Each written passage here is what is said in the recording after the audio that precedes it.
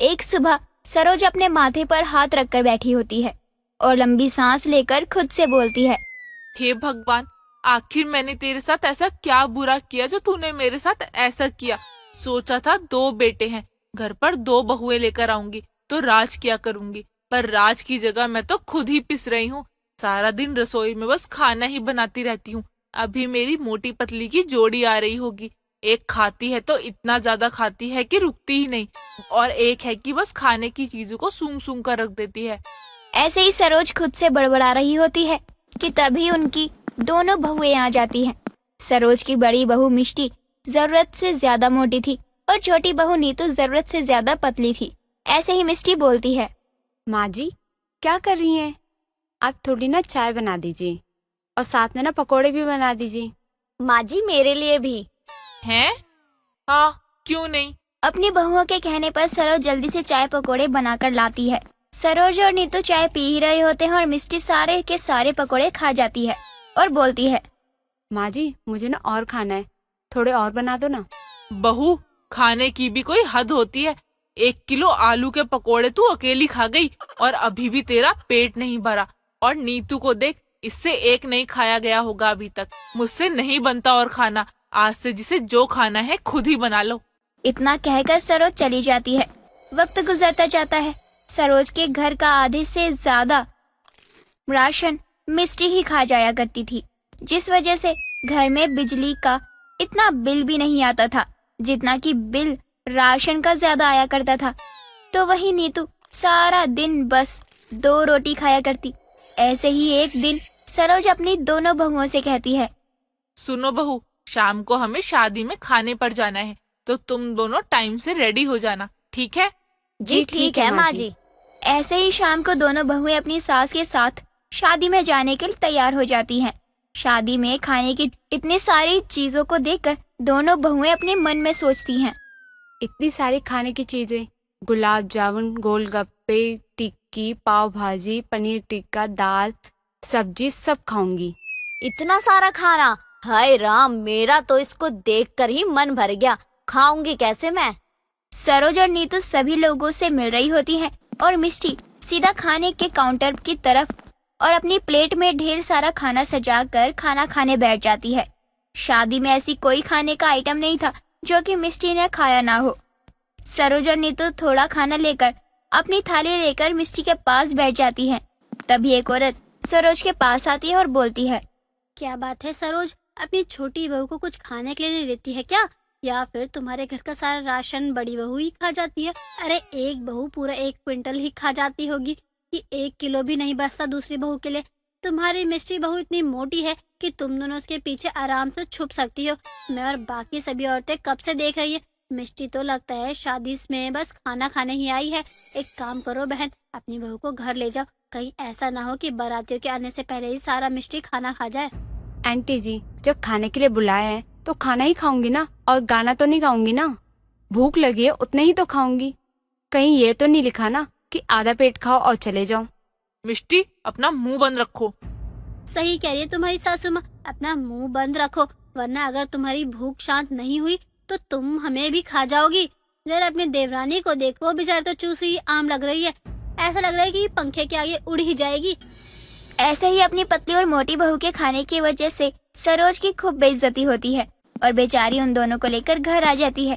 जहाँ एक तरफ मिष्टी खाने से मुंह ही नहीं रोकता था, वहीं नीतू अपनी जरूरत मुताबिक जितना भी खाती वो उसके शरीर को नहीं लगता था और वो पतली की पतली रह जाती है।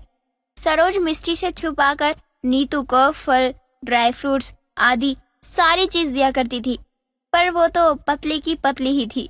ऐसे ही एक दिन सरोज नीतू से कहती है, अरे नीतू, तू क्या कसम खाकर आई है कि तू अपने जीवन में कभी सेहतमंद नहीं होगी?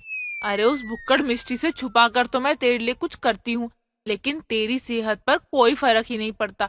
एक बात बता, मैं तुझे जो भी देती हूँ तू खाती है या फिर कचरे के डब्बे में डाल देती है? माँ जी, आप कैसी बातें कर रही हैं? कचरे के डिब्बे में क्यों डालूंगी? मैं तो सब कुछ खाती हूँ। अब मैं क्या करूँ, मेरा शरीर है ऐसा है, मैं पतली की पतली ही रहती हूँ। एक वो है जो हवा भी खाती है तो उसके शरीर में लग जाती है, और एक तू है, तुझ में साइकिल के पंप से हवा भरनी पड़े मैं तो तुम दोनों बहू के खाने से बहुत परेशान हो गई हूँ।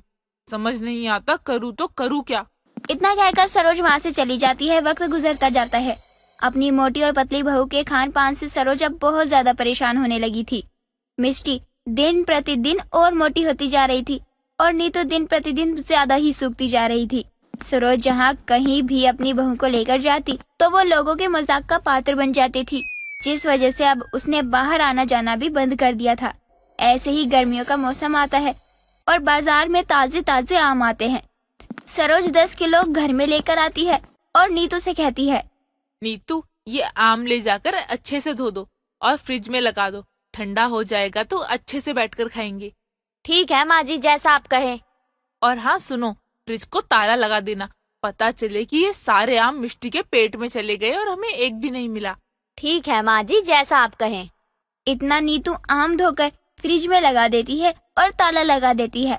आम की खुशबू पूरे घर में फैल जाती है। अपने कमरे में बैठी मिष्टी खुद से बोलती है, अरे वाह, ताजे ताजे आम की खुशबू कहाँ से आ रही है? सासू माँ शायद से आम लेके आई है। जल्दी से देखती हूँ कहाँ है। इतना कहकर मिष्टी फटाफट से नीचे आती है और इधर उधर हर तरफ नजर घुमाकर आम ढूंढने लगती है।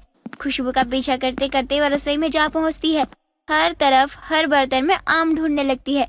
जैसे ही वो फ्रिज खोलने लगती है तभी वो देखती है कि फ्रिज पर ताला लगा हुआ है और मिष्टी खुद से बोलती है, अच्छा, सासू माँ ने सारे आमों को ताला लगा रखा है, वो भी फ्रिज में। खाने की चीजें और वो भी मिष्टी से दूर रहे, ऐसा तो कभी हो ही नहीं सकता। मैं तो आम खा के ही रहूंगी, चाहे मुझे फ्रिज को तोड़ना ही क्यों न पड़े। इतना कहकर मिष्टी लगातार फ्रिज खोलने की कोशिश करती है, कभी चाकू से तो कभी हेयर पिन से, और आखिरकार वो अपने जुगाड़ में कामयाब भी हो जाती है और फ्रिज को खोल ही लेती है और एक के बाद एक आम निकालकर खाने लगती है। मिष्टी आम खाती जाती है और गुठलियां अपने पीछे फेंक जाती है। कुछ ही देर में मिष्टी लगभग सारे ही आम खा जाती है। अभी वहाँ पर सरोज और नीतू आ जाते हैं और मिष्टी को देखकर नीतू बोलती है, दीदी, ये आपने क्या किया? आप सारे के सारे आम खा गई। अरे इतना कौन खाता है? आपका पेट है या फिर गहरा कुआं? जितना मर्जी खा लो, कोई फर्क ही नहीं पड़ता। बहू, फ्रिज पर तो ताला लगा था, फिर तूने फ्रिज को खोल कैसे लिया? हे भगवान, क्या करूं मैं अपनी बहू का। अरे मिष्टी, थोड़ी तो शर्म कर। तुझे पता भी है तेरे इतने खाने की वजह से घर के राशन का कितना बड़ा बिल आता है। इतना हम सब मिलकर नहीं खा पाते जितना तू अकेले खा जाती है। तू मोटी है तो क्या तेरा दिमाग भी मोटा है कि तू हर वक्त खाती ही रहे? अपने आप पर कंट्रोल करना सीख। सरोज और नीतू मिष्टी को सुनाई रहते हैं कि तभी मिष्टी को उल्टी आना शुरू हो जाती है। वो लगातार उल्टियां करती हैं। मिष्टी की बिगड़ी हालत देखकर सरोज और नीतू जल्दी से उसे अस्पताल लेकर जाते हैं, जहां डॉक्टर मिष्टी का चेकअप करते हैं और किसी तरीके से दवाई देकर मिष्टी की उल्टियां रोकते हैं और बोलते हैं, जी आपने क्या खाया था? डॉक्टर, इससे पूछो इसने क्या नहीं खाया। अरे 10 किलो से भी ज्यादा आम अकेली खाकर बैठी है और जो इसने सुबह से खाया होगा वो अलग। इसे दिन भर की 20 रोटी दे दो तो वो भी कम है। और ये मेरी दूसरी बहू, इसे दिन भर की 2 रोटी दे दो, इसके लिए वो भी ज्यादा है। माता जी आप शांत हो जाइए। डॉक्टर मैं हूँ, मैं बताऊंगा सही क्या है गलत क्या है। आप क्यों बेवजह गुस्से जा रही हो? शांत रहो थोड़ा, मैं बात कर रहा हूँ। मिष्टी, तुम्हारा जो लीवर है ना वो खराब हो रहा है, जिसके कारण ना तुम्हारे साथ बहुत दिक्कतें हो रही है। इसके कारण तुम कुछ भी खाती हो तो उल्टियां हो जाती है, या फिर तुम्हारा वजन देखो वो कितना बढ़ता जा रहा है और तुम्हें कई सारी बीमारियां भी हो चुकी है।